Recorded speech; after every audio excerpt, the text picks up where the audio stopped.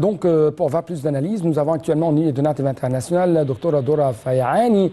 C'est une analyste politique et économique, mais aussi un des cadres, parmi les plus éminents cadres dans un parti égyptien très distingué ici au niveau national. Docteur Dora Fayani, vous êtes toujours la bienvenue sur TV International. Merci beaucoup. Merci. Et je suis toujours très contente de vous joindre. Merci beaucoup et c'est pareillement pour moi.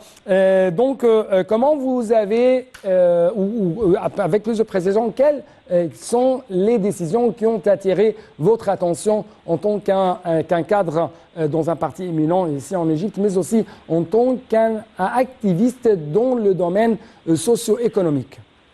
Et il faut ajouter également dans le domaine en particulier agricole et bien sûr, agroalimentaire, oui. Qui est la spécialité justement et le domaine de spécialisation de notre ONG, NGO, oui, bien sûr. Comme on le dit. Ce qui, me semble-t-il, est très important dans les déclarations qui ont été faites et les décisions du président de vraiment encourager et pousser tout le monde à mieux travailler, à mieux œuvrer, c'est de mettre l'accent sur la nécessité d'une production locale, mais j'allais ajouter d'une production locale intelligente.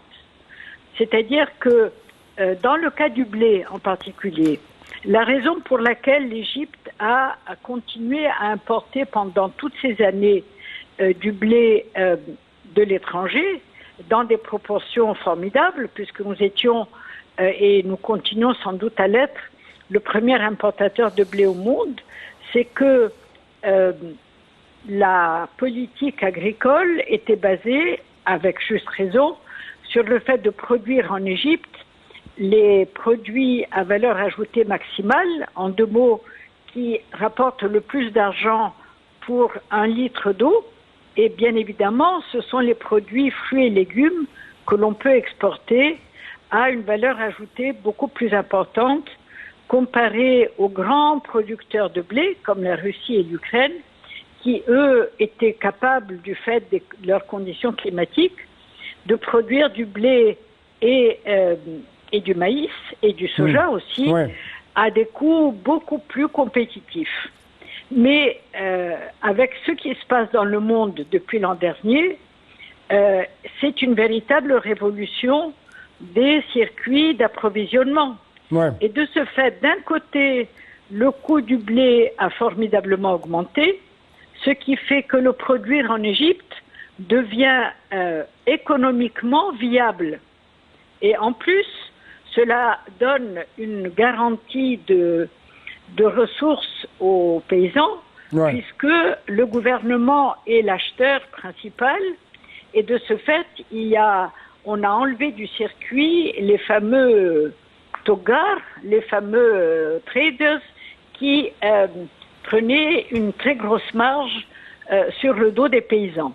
Donc, permettez-moi de commenter. Donc, vous trouvez qu'il y a des décisions concernant quand même la hausse des prix de blé importé, ou plutôt des prix apportés de la part des agriculteurs, représentent un double impact.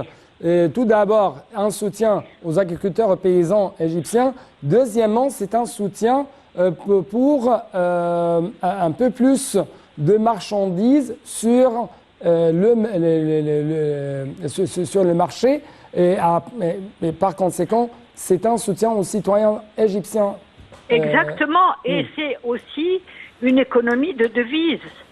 Mais ce qui, à mon avis, manque dans ce schéma et dans la communication qu'il faut faire vis-à-vis des entreprises comme vis-à-vis des paysans, c'est, à mon sens, deux sujets. Le premier, il est de développer le fait que le gouvernement a l'intention de continuer cette politique d'achat à un certain prix du blé, de façon à encourager et les paysans et les propriétaires de fermes agricoles plus importantes d'investir et de prévoir qu'ils vont continuer à vendre telle quantité de blé sur une longue période.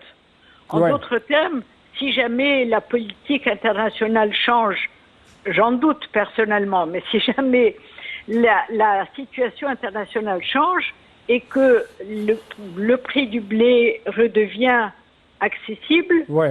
et en volume et en prix, il ne s'agit pas de laisser tomber les fermes agricoles et les paysans égyptiens parce qu'ils ne sont plus compétitifs. Ouais, Ça, c'est, à mon sens, un premier point. Le second point très important, c'est de dire, mais attention, nous n'avons pas les moyens d'être à 100% autosuffisants Ouais. en blé. Ouais.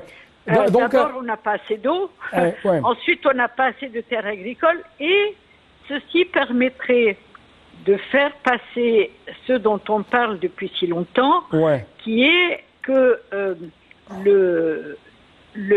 habituer les Égyptiens à ce que leur blé soit mixé, enfin pas le Ouais. blé, pardon, En fait, le pain, le pain soit mixé avec d'autres choses que le blé.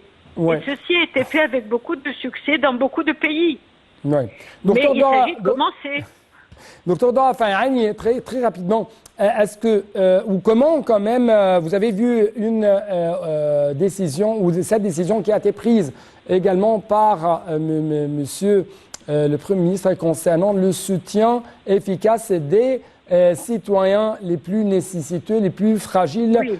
face à ces crises, que ce soit énergétiques, céréalières, Oui. ainsi de suite.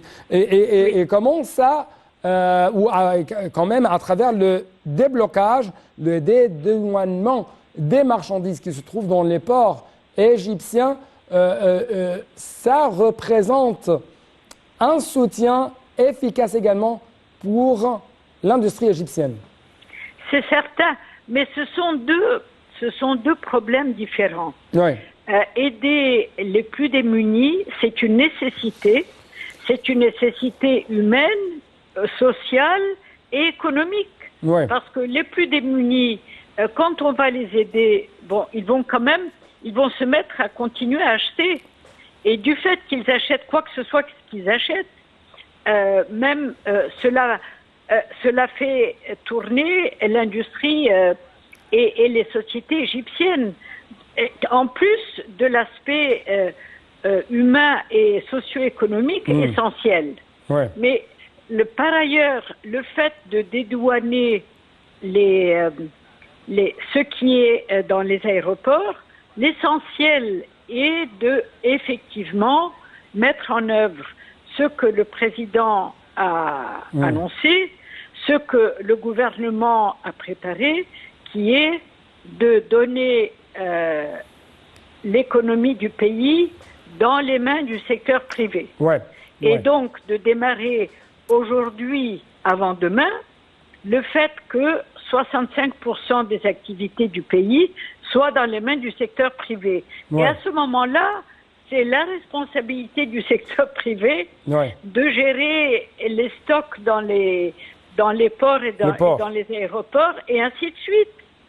Ouais. Et c'est une nécessité absolue de laisser les lois du marché fonctionner. Ouais. Merci beaucoup pour de tels éclaircissements de votre part concernant ces décisions qui ont été prises, qui ont été quand même affichées par le Conseil des ministres aujourd'hui. Et très, très rapidement, nous devons passer au niveau international.